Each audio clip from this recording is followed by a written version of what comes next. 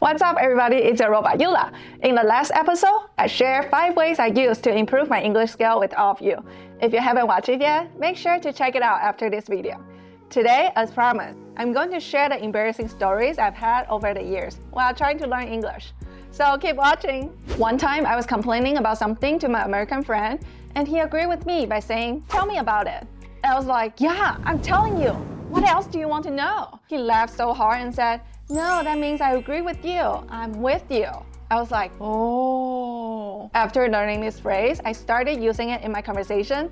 Once I used it with my Taiwanese friend, I responded by saying, "Tell me about it." And he asked, "Tell you what?" with a confused face. We all share a funny moment. If you have foreign friends like us, you should keep them around. We have fun to be with.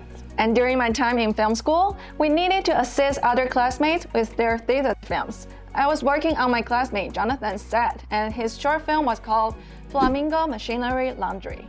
The story was about an Asian guy who has a crush on his coworker, but she's manipulative. In the end, he realizes her true nature and gets revenge. Even after we graduated, I still don't understand what the title meant for the story. One day, it finally clicked.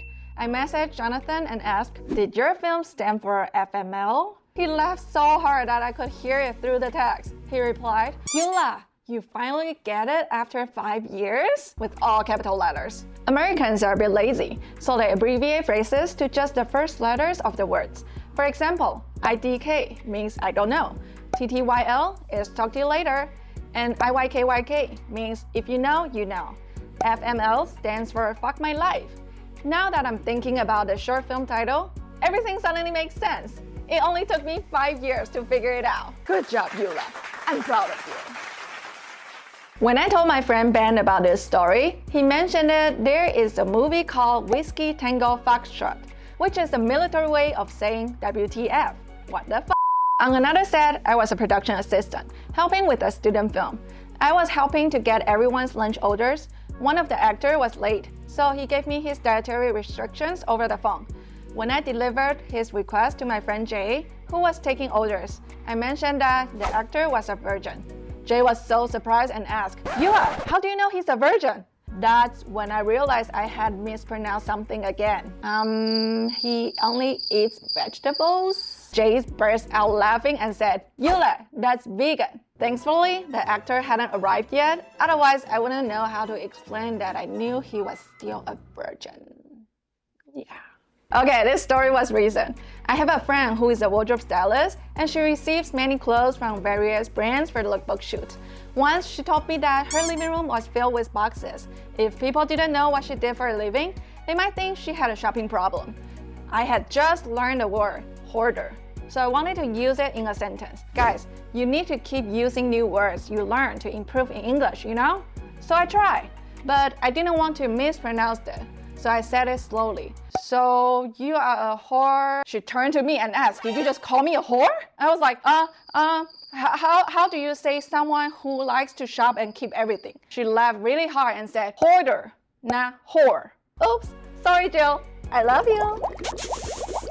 Okay, I saved the best for the last. I mentioned it before. When I first came to the US, I used dating apps to find Americans to chat with and practice my English. You know, some guys on the app want more than just friendship, but they don't want to seem too forward. After chatting a few times, they would ask, "Wanna Netflix and chill?" At the time, I was just getting into watching Netflix, so I got excited to chat with them. I responded, "Oh, what show are you watching? Any recommendations?" Yes? They all stopped responding afterwards. I even thought about joining Ghostbusters, you know, because they all ghosted me. I was so confused.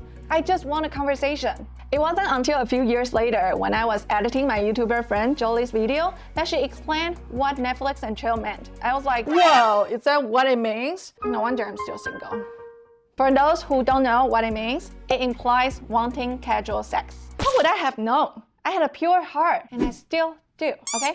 That's it for today. Do you have any embarrassing story from your English learning journey? Please tell me I'm not alone. Pronunciation is crucial, otherwise you might scare people away. If you enjoyed my English learning journey, remember to subscribe to my channel and like this video. Hopefully, I've brightened your day. If this isn't enough, check out my other video about the mispronunciation I had about the penis. Oops, I'll see you next time. Bye!